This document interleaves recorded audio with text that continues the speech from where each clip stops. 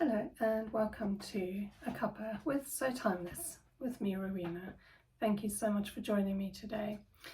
I am sorting my buttons today and I thought I would just share that with you and have a little chat about the history of buttons, because it's something that I found interesting with my vintage sewing, and there's quite a lot of interesting history there.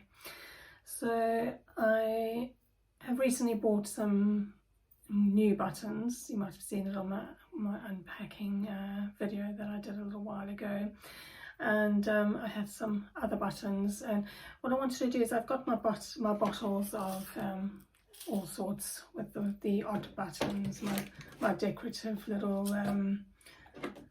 bits and pieces with buttons, but I've got packs of buttons which are whole packs for garments, for when I'm doing my sewing, and I wanted to get them all together in one container. And I saw a really nice vintage tin which I would love to have got, but I decided not to, because I've just recently spent a lot of money on buying storage solutions. So I found a tin in my cupboard which has got nothing in it. It's a nice empty one, old biscuit tin from Christmas at some point. Can't really tell which year it is, but it's a couple of years ago at least. The cute Scotty dogs on the front, very sweet. And it's got plenty of space inside, nice and empty, so I decided I will keep my buttons in here. They don't have to be super sorted, it's just something to keep them in so that I can see them easily. I just wanted to have a quick look through what I've got as well, because I kind of lost track. But also have a little chat about the history of buttons, where they came from, where they began from, where we're at with them. And they do go back very, very far in history, to the beginnings of time really, where initially they were used more as decorative items rather than as their role as we know them now of fastening clothing. They were more ornaments, and they've gone through a very long journey since then to become what we know of as buttons nowadays. In ancient civilizations, there's evidence that buttons were used in places like Egypt, where small objects were made from things like shells, stone, wood, bone, and used for decorative purposes on garments. It didn't have the functionality as we know them today, as I said already. As far back as 2000 before Christ, buttons began to take on a more practical role for fastening garments, and we all know the pictures of the old Roman soldiers with their cloaks, and there was a fastening to hold the cloak in place. And that's some of the early buttons. In ancient Greece and ancient Rome, these clasps were made from bronze, other metals, and were pretty expensive, so not something that was used by the everyday person, but and often were used more as a brooch as well for the richer, for the more well-to-do. Then moving forward to medieval times, in Europe, buttons began to become made of things like bone, ivory and metal, and started to be used in clothes with a more functional purpose as well as being decorative, but again was much more for the elite and the privileged because they were expensive. In the 14th and 15th centuries, there were significant advances in the manufacturing techniques used for making buttons, and there was also in Europe something called the button making guilds, which really standardized button production and began to make them something that was much more accessible to everybody and affordable to a wider range of social classes. As we move further forward to the 18th century, there was a big turning point here in the history of buttons, where industrialization and the Industrial Revolution brought about innovations in button manufacturing as well as other manufacturing.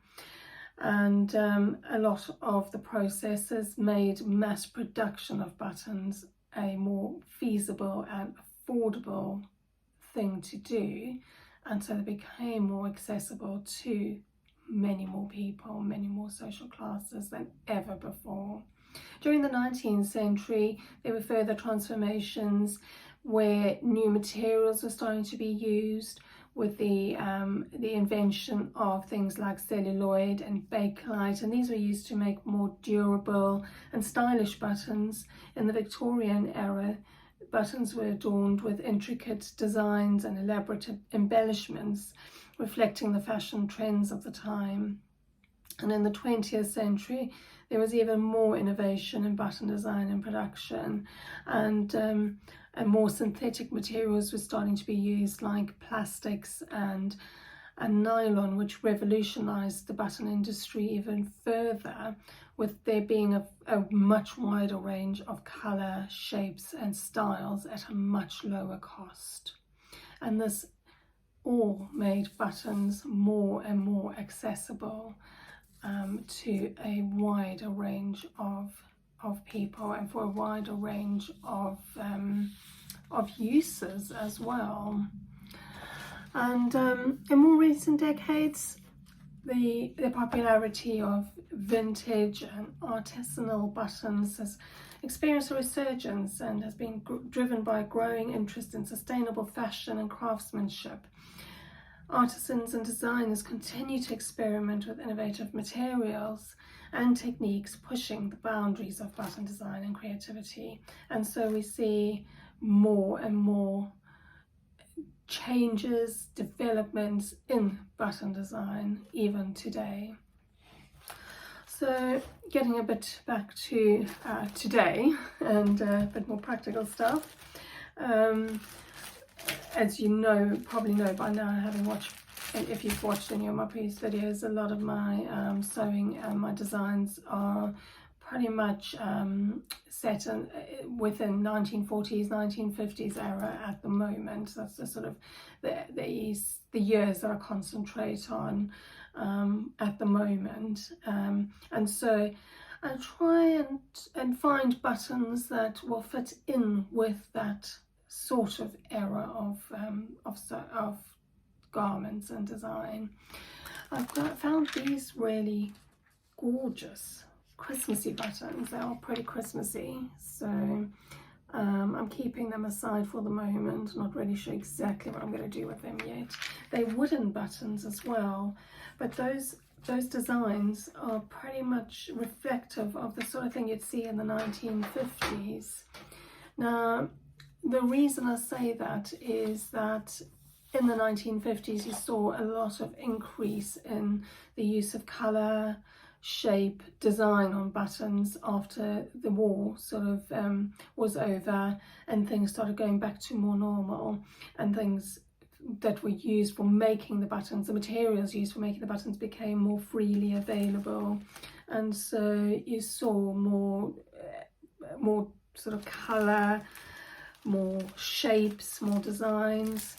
I've got these lovely flower-shaped buttons, very reminiscent of the 1950s, 1960s type of buttons that would be used. I have candy, sort of, American coloured candy stripe type buttons, which would be very vintage. You might recognise these buttons from my red polka dot blouse. I've still got 4 of them left, so I might be able to use them for a blouse in the future. I've got some pretty standard, ordinary, just nicely coloured buttons here as well, because some garments just don't need anything too fancy on them. Two-tone buttons with various colours and forming the designs rather than patterns were also quite popular at one time. This is a pack of mix and match sort of buttons. There's some wooden ones here. There's some really pretty ones in there. Not really sure what I could do with those at the moment, but I'll keep them in here with my Christmas ones.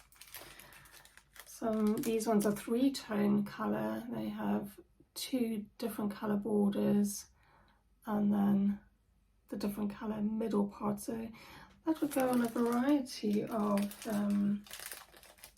garments. It was interesting as well. I was looking recently at some pictures of various patterns and things and how buttons are used to finish off various designs, and it was interesting to see in the 1950s especially how some garments had just so many buttons on them. So I'm glad I'm building up my button supply. These ones are quite nice patterned buttons with the design printed into them. And those are quite nice. And these ones are multicolored. I'd say these are more sort of 1960s, 1970s, but could probably get away with them with a 1950s outfit depending on the fabric it was made from. And then I've got my new selection. Really like these ones. I think those are very vintage looking with the pattern, just don't know how well you can see it there, printed into the button. A lovely colour that as well. Got some more sort of plain ones. This one looks like it also has a pattern printed into it. I don't know if it's going to show up on the camera. Really pretty, almost pearlescent looking, which would be very 1950s, even 1940s. And these, the gold rims, very smart looking buttons. They look nice and they're more a fancier sort of top. Got these lovely gold ones with the print in them. Those are really nice. And these, I really like these. I'm not sure exactly what I'm going to use them for yet, but I thought they would be really good to have on standby. They would go with a number of different garments. And dresses from the 1950s, I'm going to be doing a lot more dresses, and they need quite a few buttons because I have buttons from the top all the way to the bottom, some of them. Some of them the buttons only go to the waistline, but some of them go all the way to the bottom. This is very 1950s looking with the middle part that stands out. Don't know how well you can see that. It actually stands up from the rest of the button. The 2-tone colours. And I just love this printed button. That's going to look so gorgeous on something. Thinking a plain coloured fabric probably as a background, or something with not too much colour, because those are very brightly coloured themselves. So that's just some of my button collection. Yeah, and I have them all in a tin. Given you a bit of a history of buttons. It's been lovely to see you again, and I'm going to say goodbye for now, and I will see you soon. Bye bye.